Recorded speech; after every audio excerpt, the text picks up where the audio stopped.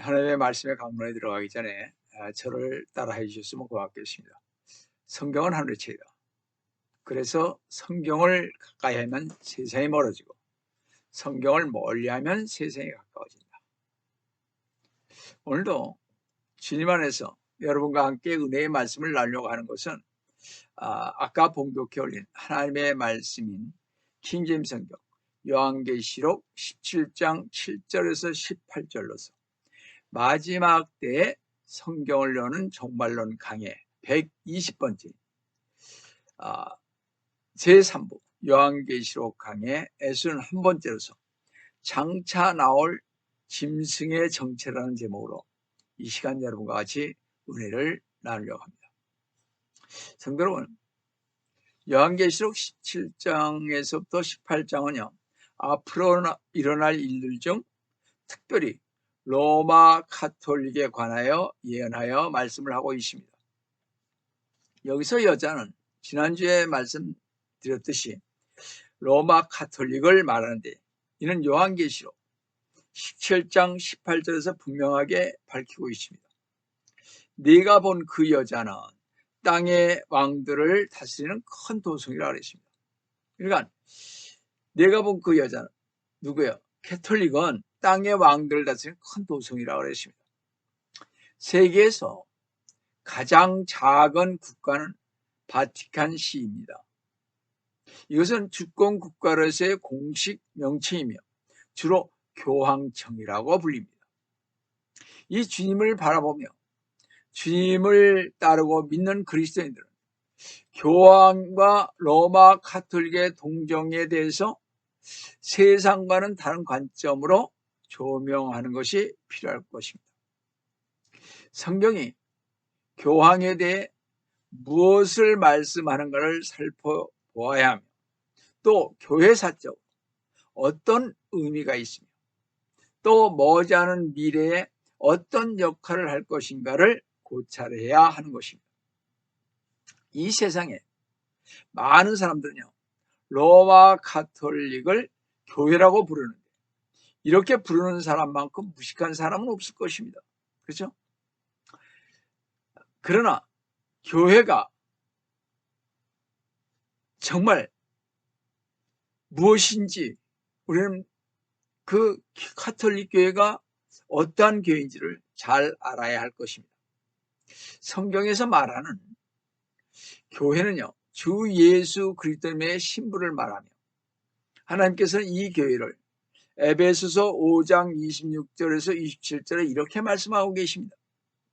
이는 그가 교회를 말씀에 의한 물로 씻어 거룩하게 하시고 깨끗게 하사 27절에 자기 앞에 영광스러운 교회로 나타나셔 잠이나 주름진 것이나 또한 그런 것들이 없이 거룩하고 흠없게 하려 하십니다. 이것이 바로 하나님의 피로 사신 하나님의 교회인 성도인 것입니다. 근데 하나님께서는요 로마 가톨릭을 창녀라고 그랬습니다. 교회라고 그러지 않았습니다. 요한계시록 17장 5절에 보시면요 그녀의 이마에 한 이름이 기록되어 있는데 신비라 큰 바벨론이라 땅의 창녀들과 가증한 것들의 어미라고 하였다. 주 예수 그리스도님께서 교회를 자신의 신부라고 부르자 사탄도 자신의 신부인 종교적인 몸을 가졌는데 그것이 바로 로마 가톨릭인 것입니다. 우리가 교회 역사를 볼 때 로마 가톨릭을 교회 국가라 부릅니다. 교회가 곧 국가라는 말입니다. 장로교 창시자인 잔 칼빈은요 이 말을 바꾸어 국가교회를 스위스 제네바에 세웠습니다. 제가 역사를 보니까 그렇더라고요. 교회 역사를 보니까 이것은요 국가가 주관하는 교회라는 말입니다. 따지고 보면 장로교나 가톨릭은 이런 면에서 보면 형제나 사촌 정도 되는 셈인 것입니다. 첫째, 로마 가톨릭은요 바티칸이라는 국가로서 행세하고 있습니다. 솔직히 말해 로마 가톨릭은 다른 나라들과 외교 관계를 맺고 있지 않습니까? 어떻게 교회가 다른 나라들과 국교를 맺을 수 있겠습니까? 둘째, 로마 가톨릭의 관심은요, 복음과 진리 전파에 있지 않고 다른 나라들을 종교라는 미명하에 지배하고 주관하려고 혈안이 되어 있는 것을 교회사를 통해서 자세히 알 수가 있습니다. 셋째는요, 로마 가톨릭이 하고 있는 일들은요, 교회와는 무관한 세상적인 일, 특히 정치적인 일들 뿐입니다. 교황은 물론이요, 추기경 대주교들이 성경을 강론하지 않고 세상 돌아가는 일에 대해서만 말할 뿐인 것을 보게 됩니다. 그렇게 땅의 왕들인 대통령, 수상, 장관들은 모두 교황의 밑으로 들어가려고 애를 쓰고 있음을 봅니다. 사실 교황은 종교적인 명분을 가지고 정치력을 행사함으로써 종교와 정치적 권한을 한 손에 거머쥐는 것, 이것을 원하고 있는 것입니다. 어디를 보아 가톨릭이 교회입니까? 성도 여러분, 로마 가톨릭은 목적을 성취하기 위해서는 어떤 수단이든지 가리지 않고 있습니다. 그래서 목적은 수단을 정당화한다는 원칙을 만들어 놓고 일을 합니다. 로마 가톨릭의 궁극적인 목적이 무엇이냐면요, 전 세계를 자기 수중에 놓는 것입니다. 이 목적을 위해서라면 무신론자이건 유대인이건 무슬림이건 불교인이건 힌두교건 통일교건 장로교건 감리교이건 토속종교이건 가리지 않고 통합하는 것입니다.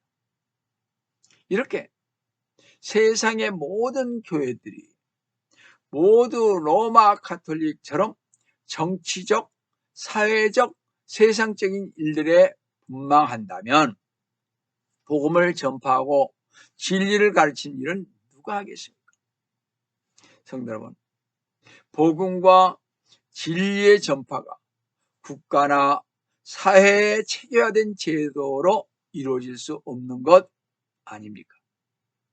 그렇다면 누가 로마 가톨릭을 교회라고 부릅니까? 거듭나지 않고 영적으로 눈이 떠지지 않은 자들은요, 이 세상 사람들은 교회가 무엇인지 모르기에 로마 가톨릭을 교회라고 부르고 있는 것입니다. 그렇게 그들은 로마 가톨릭과 화합하고 가톨릭 밑으로 들어가려고 애쓰는 자들이 아닙니까? 바로 이런 자들은 사탄의 자녀들인 것이죠. 우리는 여기서 한 가지 결론을 얻을 수 있는데, 하나님의 교회가 아닌 것이 분명한데도 가톨릭을 교회라 부르며 따르는 것은요, 눈이 멀어 사탄의 책동에 계략에 말려든 것이기에 이제 참된 교회가 들림을 받고 나면 이 세상에는 적 그리스도의 통치를 무섭게 맛보게 될 것입니다.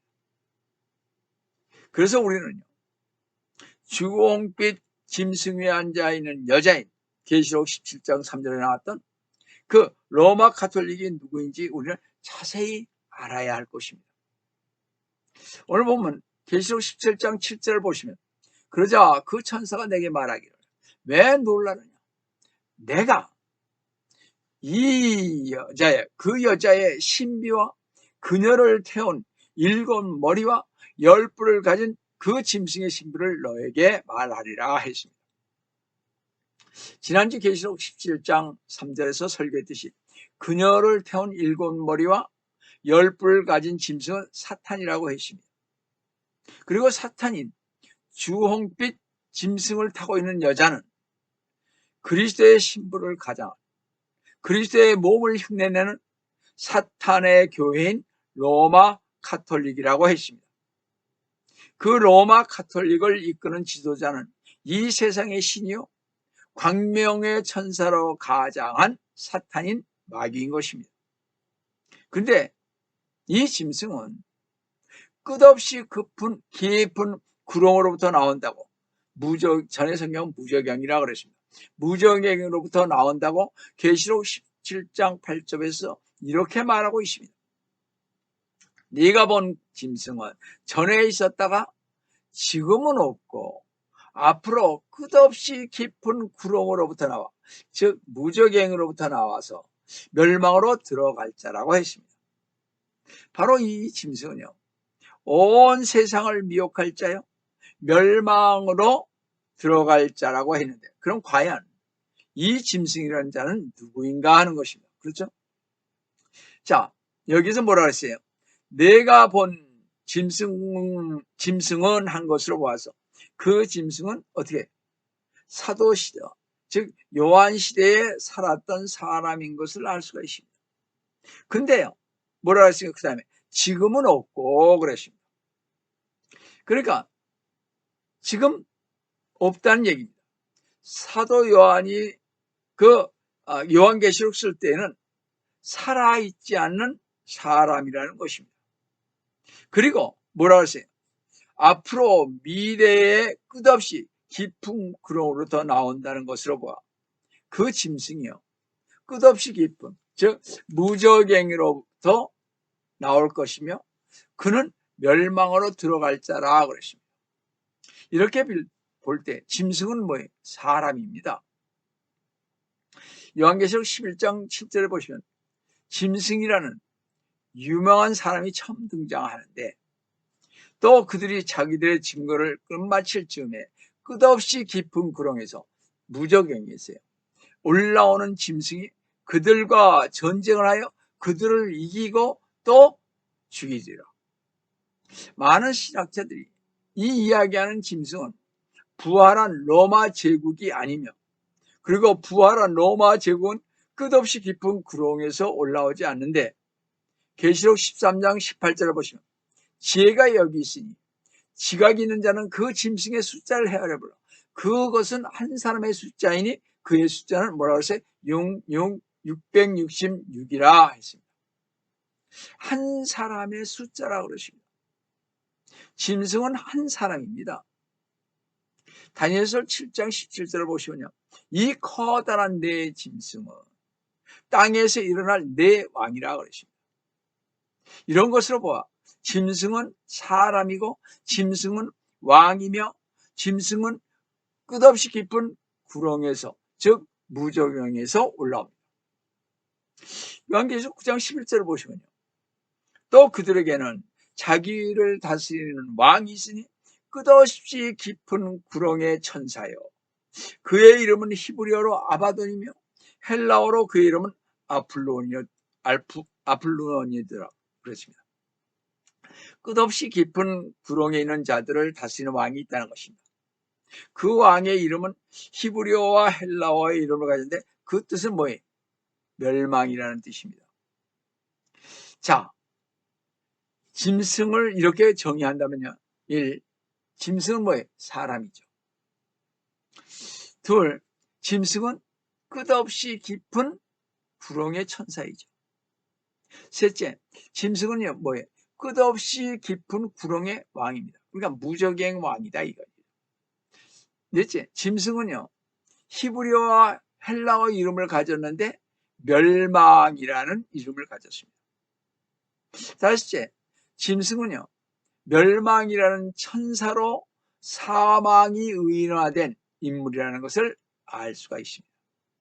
자, 아까 말씀드렸듯이 이 멸망의 그 사람인 짐승은 사도 요한이 기록하기 전에는 있었고 지금은 끝없는 구렁에 있으며, 즉 무저갱에 있으며 환난 때에 끝없는 구렁에서 올라올 자라는 것입니다. 데살로니가후서 2장 3절에 보시면요, 아무도 어떤 모양이로든지 너희를 미혹하지 못하게 하라. 이는 먼저 배교하는 일이 이르지 않고 또 그 죄의 사람 곧 멸망의 아들이 나타나지 않고는 그날이 오지 않음이라. 여기서 멸망의 아들이 나타나지 않고 했는데 이 멸망의 아들은 누구인가 하는 것입니다. 그런데요, 주님께서 이 힌트를 주셨습니다. 주 예수 그리스도님께서 이 세상에 계실 때요, 요한복음 17장 12절에서 내가 그들과 11사도들과 함께 세상에 있었을 때에는 아버지의 이름으로 그들을 11제자들을 지켜나이다.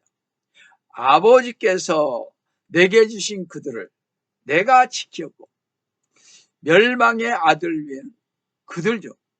그러니까 원래 12제자였는데 11제자만 지켰죠. 12제자 중 한 아들, 그 멸망의 아들 외에는 아무도 잃어버리지 아니하였으니 이로써 성경이 이루어지게 한 것이옵니다. 이렇게 얘기를 하셨습니다. 예수께서 말씀하신 제자들 중 하나인 멸망의 아들이 데살로니가 후서 2장 3절에서는 그 멸망의 아들이 말세에 나타난다고 그러십니다. 자, 주 예수 그리스도님께서 재림하시기 위하여 그때가 차야 하는 것처럼 갈라디아서 4장 4절의 말씀처럼 말이죠.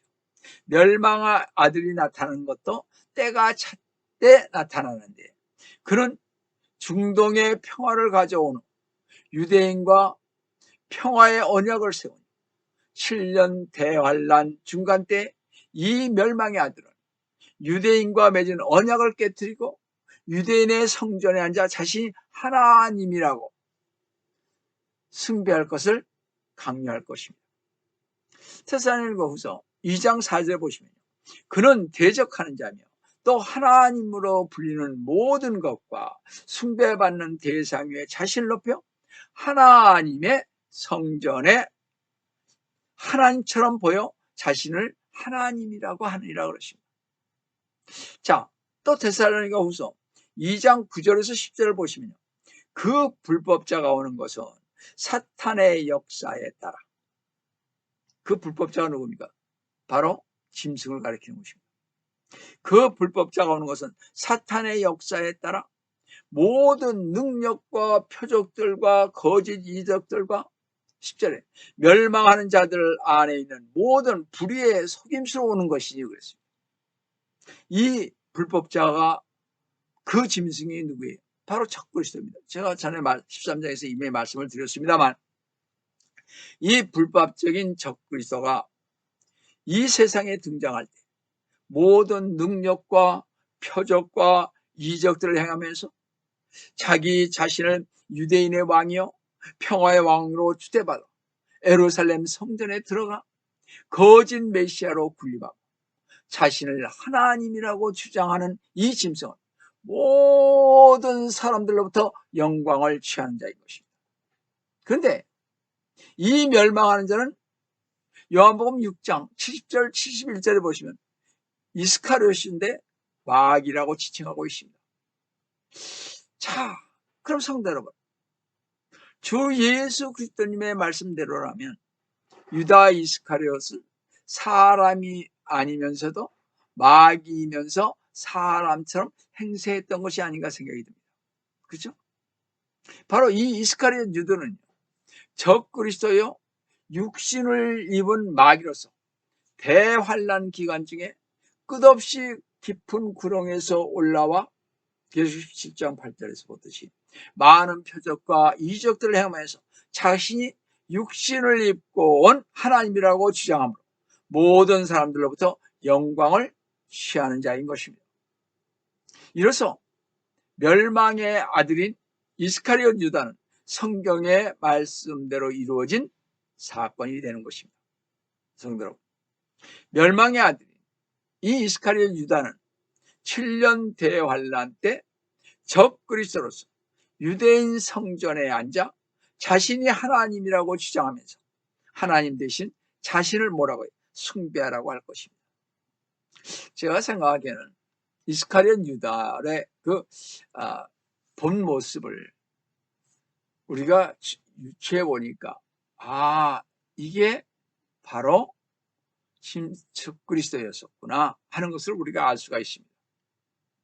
성도 여러분, 우리가 분명히 알아야 할 사실은 인류 역사는 어떻게 성경대로 이루어지게 된다는 것입니다.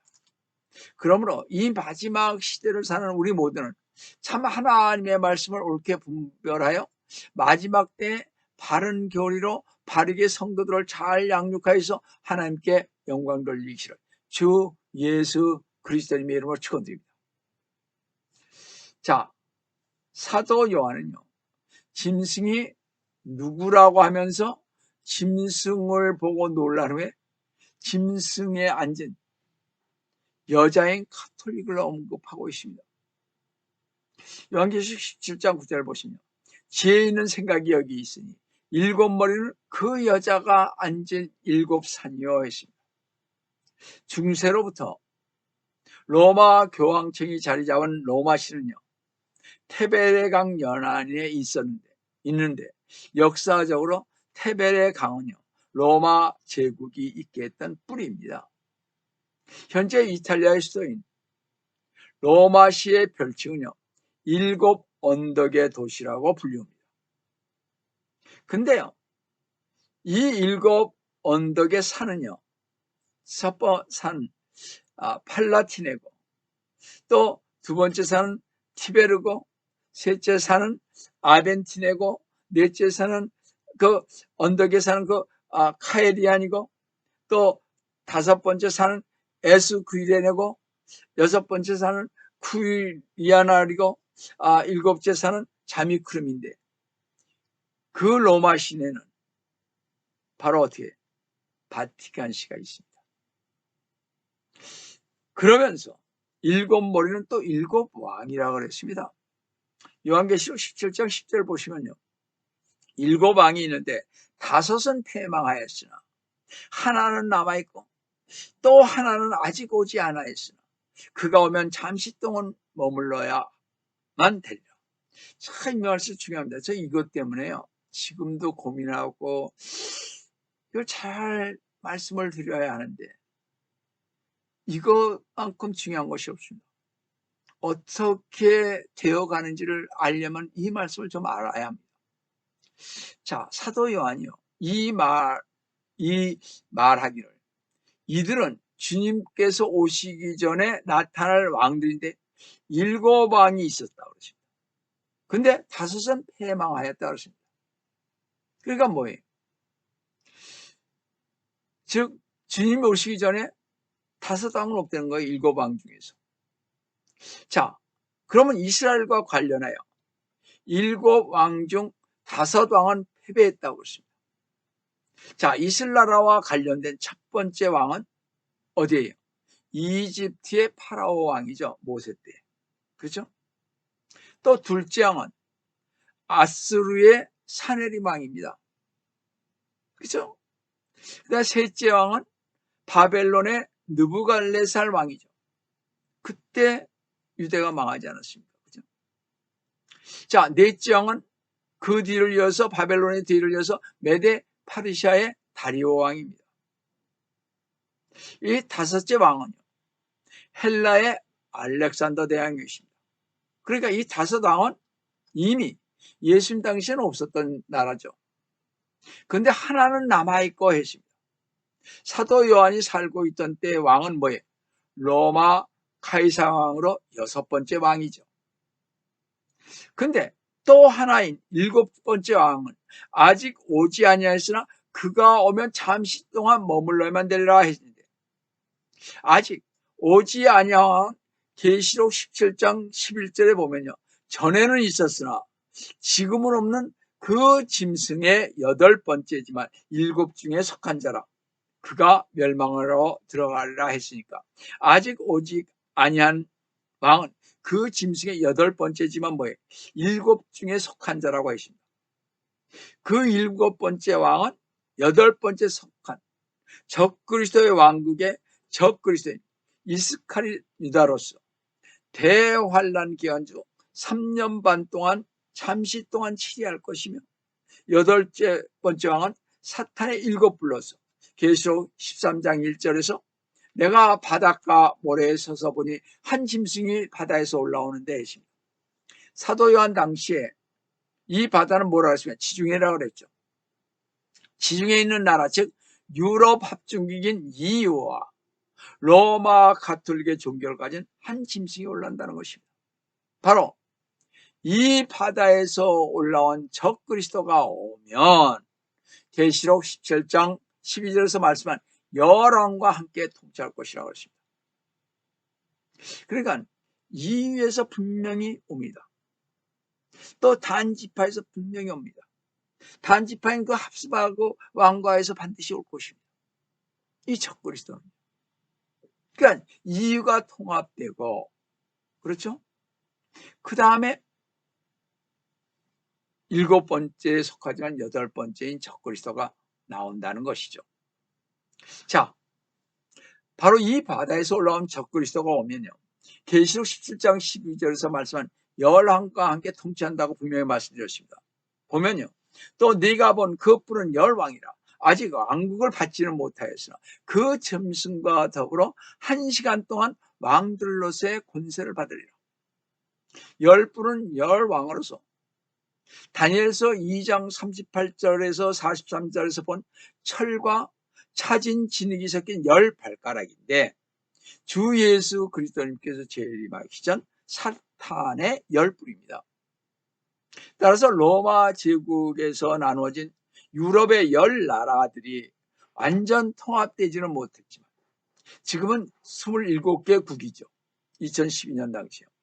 근데 이들이 완전 통합되어 유럽연합, 유로피안 유니온이 되면요, EU가 되면 EU의 10왕국과 함께 적그리스도는 카톨릭 옵시아여서 통치할 것이고, 통합된 유럽의 그 EU의 정치와 카톨릭 종교를 등에 업은 적그리스도는 전 세계를 손아귀에 쥐고 잠시 동안 통치할 것입니다.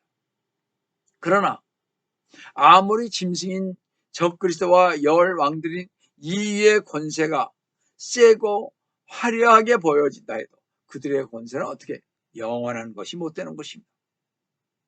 이 세상에서의 영원한 권세는 오직 창조주 하나님께만 있는 것이죠. 하나님께서 허용하시는 한도 안에서만 사탄의 세력은 힘을 발휘하다가 하나님께서 걷어가시면 모든 권세는 빼앗길 수밖에 없는 것입니다. 사탄의 권세가 끝나면 그때부터 주 예수 그리스도님의 영원한 나라가 서게 되고 영원한 왕으로서 주님께서 자기 백성을 다스리게 되는 것입니다. 그런데 참으로 이상한 것은 악한 세력들은요, 잔혹하게 악행을 하고 진리신 주님을 대적하게 하는 데 있어서는 어떠한 이견도 없이 한 생각이 되는 것을 우리는 볼 수가 있습니다. 악당들도 잘 보세요. 한 생각 안에서 뭉쳐갑니다. 서로 의견 내놓는 것이 그냥 해서 죄를 지는 거죠. 계시록 17장 13절을 보시면요, 이들이 한 생각을 가지고 자기들의 권세와 능력을 그 짐승에게 넘겨주리라.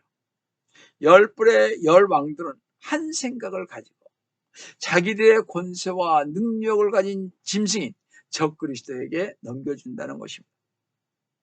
열왕인 유럽연합은요, 그들의 지도자인 짐승인 적그리스도에 협력하여서 하나가 되어 어린 양, 즉 예수 그리스도님과 싸우려 합니다.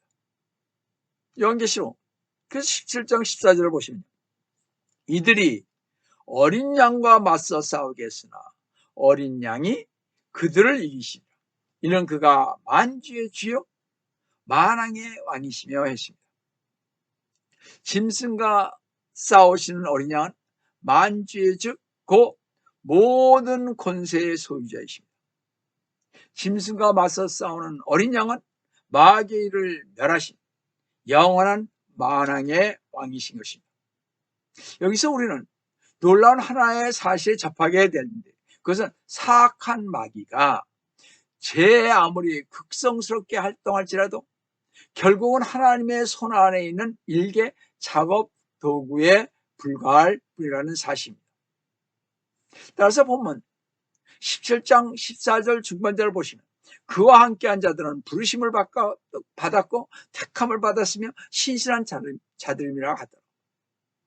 주님과 끝까지 동행한 사람은 주님으로부터 부르심 즉 소명을 받았고 주님께서 택하여 세우셨고 주님께서 주신 직분에 신실한 자들인 것입니다. 성도 여러분, 주님께로부터 부르심을 받고 택함을 받은 이 자들은요, 소명의식이 철저하게 어떤 고난과 절망과 모욕과 멸시를 당하고 죽음에 넘겨지는 고통스러움에서도 극복할 수가 있으며, 주님의 직분에 신실하게 성도의 직분을 귀하게 여기고 책임을 다한 죽도록 신실한 사람이, 여러분 모두는 하나님으로부터의 은총과 귀중한 여김을 받아 끝까지 주님과 동행하시는 신실한 종이 되시기를 주님의 이름으로 축원드립니다. 본문 계시록 17장 3절에서 뭐라고 했습니까? 주홍빛 짐승 위에 앉아있는 여자여. 그리고 본문 17장 1절에 많은 물 위에 앉아있는 그 큰 창녀는, 본문 17장 15절에서 말하기를 네가 본 그 창녀가 앉아있는 물은 백성들과 무리들과 민족들과 언어들이라고 한 것으로 봐 로마 가톨릭이요 온 세상에 군림할 것을 예언하고 있습니다. 실제적으로 로마 가톨릭은 5대양 6대주 모든 곳에 영향을 미치고 있습니다. 그런데 성도 여러분, 참으로 놀라운 사실이 있습니다. 그것은 여자를 태운 주홍빛 짐승이 그의 휘하에 있는 열불, 곧 유럽 연합의 권력자인 왕들과 함께 로마 가톨릭을 배신하고 그 여자를 파괴한다는 것입니다. 본문 계시록 17장 16절 한번 보세요.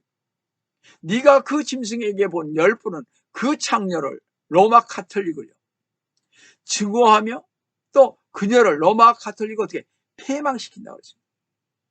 자 보세요. 그 창녀를 증오하며 그녀를 어떻게 패망시키고 벌거벗기며 그녀의 살을 먹고 그녀를 불로 태우리라. 처음에는 주홍빛 짐승인 사탄이 여자인 가톨릭을 태우고 짐승의 휘하인 열왕과 사이에 좋았습니다.